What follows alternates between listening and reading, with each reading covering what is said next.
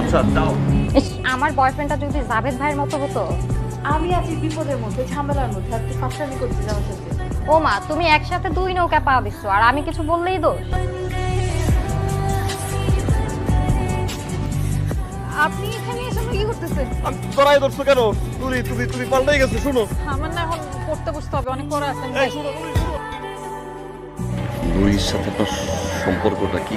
আরে মেয়ে আমার প্রেমিকা। এটা আপনি কি বললেন? নুরির সাথে আমার সম্পর্ক ভাই তো ছোটবেলা থেকে, বুঝছেন ভাই? আপনি কি পাগল হয়েছেন? অনেক স্মৃতি ভাই, বাচ্চা বাঁচবো না ভাই। আমি কবে বলছি আপনাকে আমি ভালোবাসি? আপনি শহরে আসেন, আমার গ্রামের মানুষ, এই জন্য আসেন, আমি সুন্দর করে দুটো কথা বলি, দেখা করি, তার মানে কি আমি আপনার ভালোবেসে ফেলছি? আপনি এগুলো ভেবে ফেলবেন? আপনি যদি নেক্সট টাইম আমার সামনে আসতে চেষ্টা করছেন না, তো আপনার খবর আছে।